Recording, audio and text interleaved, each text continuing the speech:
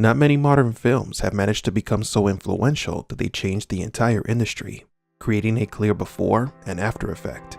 The Matrix established the concept that action movies could carry deep philosophical and existential themes. It's been nearly 2 decades since the premiere of the last film of the franchise, Matrix Revolutions, yet the influence of the 1999 original film can still be seen in today's movies, television, video games, and comics. Its jargon is embedded in pop culture, and its concepts are still used as inspiration, such as the red pill or the blue pill. But what happened once this epic reached its climax? Why was it discarded and forgotten by Warner? Where are the new video games, comic books, or novels? But more importantly, why did so many people dislike The Matrix after its sequels? Welcome to Matrix Explained.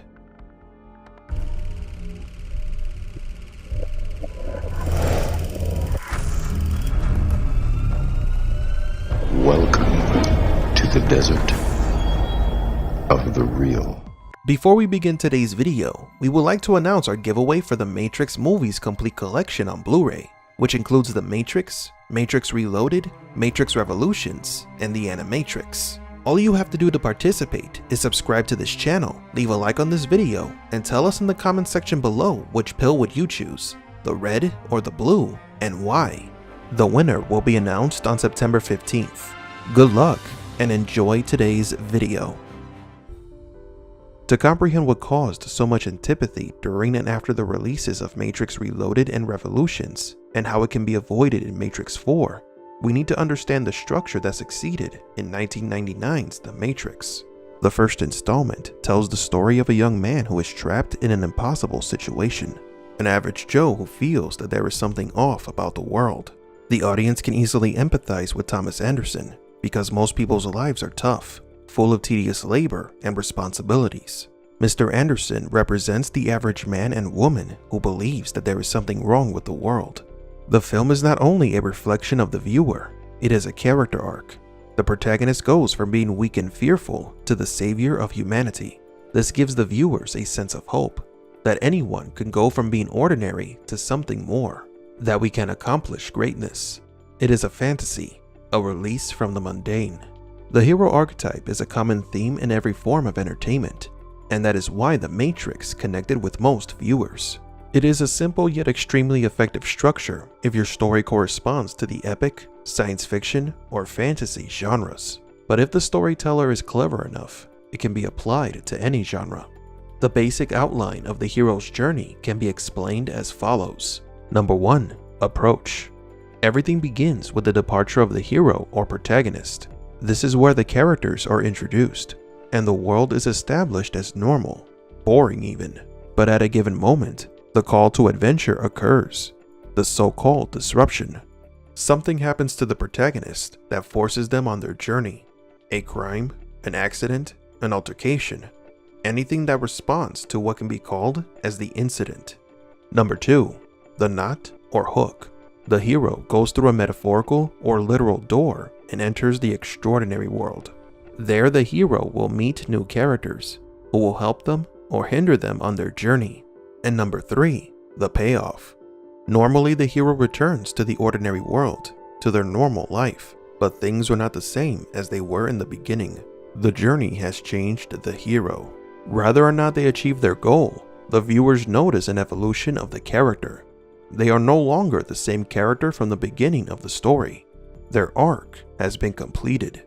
Other icons such as Luke Skywalker, Ellen Ripley, Sarah Connor, and even the Ghostbusters all followed the path of the hero, each one from a different film genre: adventure, horror, action, and comedy. The Matrix 1999 continued that hero structure. The film ends with Neo sending a warning to the enemy machines, then flies away up into the sky a la Superman. Neo's character arc has been completed, and it was satisfying. We got a character who literally went from zero to hero. He beat the bad guys, got the girl, and left the audience with anticipation of what he will accomplish next, since his story was not yet completed. When Luke Skywalker confronted Darth Vader, when Harry Potter meets Voldemort, we always want the hero to win. The audience roots for the hero or the underdog. sometimes even the villain or anti-hero, like Joaquin Phoenix's Joker. Yet in the case of The Matrix, nobody could have ever imagined that the One was a creation of the machines. This finally brings us to Matrix Reloaded and Revolutions.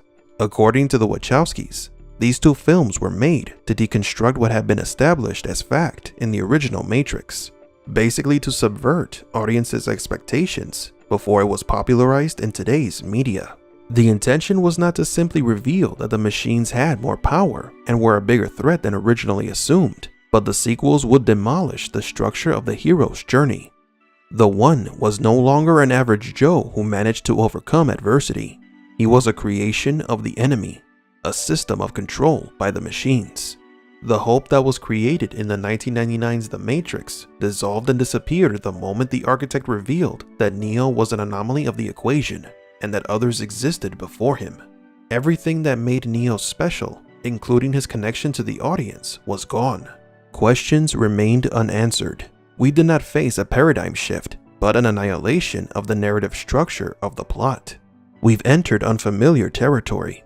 We felt what Neo felt when he discovered that his world was not real. Reloaded's revelation ended up negatively affecting its viewers, who now feel misled and perplexed. The fact that the architect spoke in a low tone, speedy, and in a complicated manner also negatively affected the public's perception. Some have even interpreted that scene as the creators wanting to display their intellectual superiority. The sequels destroyed the hero's journey, and with it, the film's connection with the fans. Thus many began to resent and move away from the franchise. Matrix Reloaded and Matrix Revolutions were labeled as disaster sequels. But personal opinions aside, if we were to objectively analyze and comprehend the soul of the Matrix plot, this narrative deconstruction was probably necessary. Let me explain. The Matrix is not simply the story of an average person becoming a hero. It is an existential tale that tries to lead us to question what is real and what is not. The fact that the One is part of the enemy's plan is consistent with the idea that the audience can be deceived, that we cannot trust our own instincts or beliefs, that sometimes when you think you have woken up, you are actually still asleep. The Matrix is a work of cinematic art.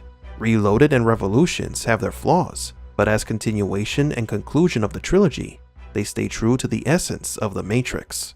People refusing to understand that Neo was not who they thought he was, that he was a fabrication of the machines, and those being the reasons why they hate the sequels, is a form of denial. And as the architect once said, denial is the most predictable of all human responses. Matrix 4, in order to be accepted, it must return to the beginning. Reintroduce Thomas Anderson as an average person, living his day-to-day life, and then place him on the path of the One. That way the general audience will accept it as a good movie. However, for those who know that the hero's journey is a lie, they might find it more satisfying for Neo to continue being a part of the system of control, the lie fabricated by the architect. Matrix Reloaded and Matrix Revolutions are good films.